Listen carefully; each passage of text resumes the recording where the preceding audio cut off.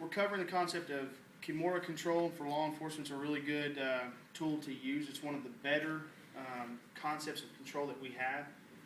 It's the only way to effectively maintain control of one of a suspect's arms. Obviously, we have a choice of which arm that we go for. The best part about it is it's once you grab it, you really don't have to let it go, and the guy is essentially fighting one-handed, okay? So if you take an MMA technique and we apply that to law enforcement, it makes it really good for us to be able to lock up that form of control and really maintain it no matter what he does.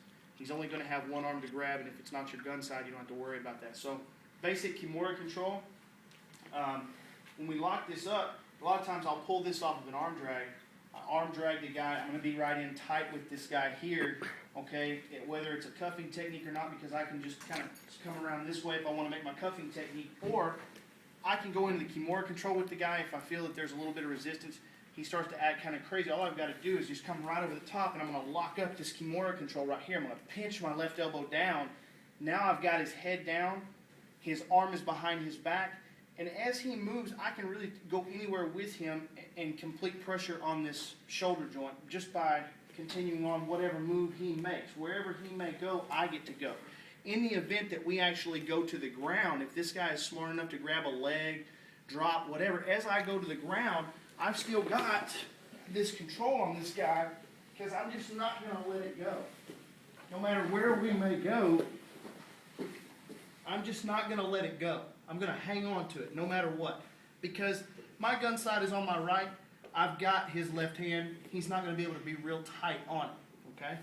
So, kimura control is over, under. It's always going to be same side. I grab, no thumbs. Over the wrist, come under, grab the wrist. So if I have his left hand, I'm going to grab his wrist with my right hand and then my wrist with my left. So remember, I've always got to be over from behind the armpit and back up under. Then I can start taking him wherever I want. Okay? So, for standard cuffing run, we generally deal with people face up.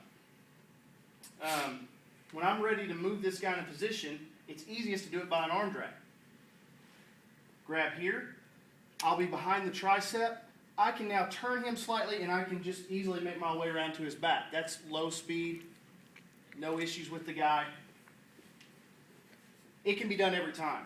So, here, start turning, put your hands behind your back. If it's that low impact, we're not worried about it at all, we may do it that way. Real simple arm drag. Quickly, put your hands behind your back.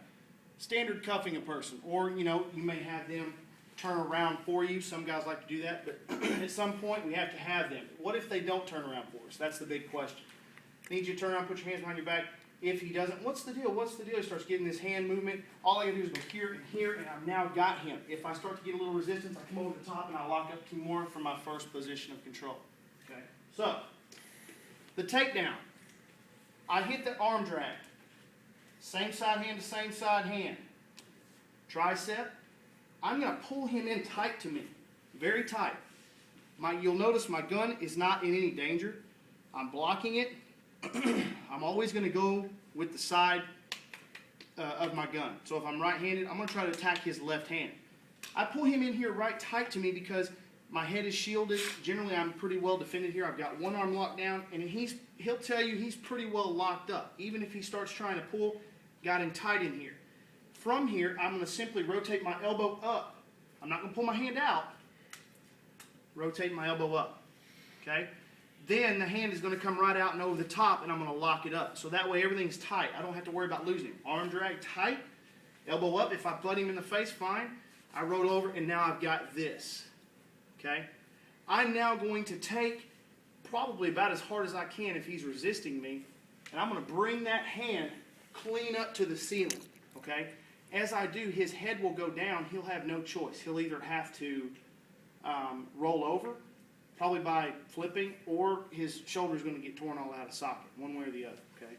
So, moving through it, here, we go, and I torque. I'm going to lock him right back up, and I'm going to hit my arm bar probably from the ground. Okay. Once again, we're here. Arm drag, lock him over. All right. Lock up the kimura. here, tight, up and over, and then open. Suck him right back in tight, and I can finish up.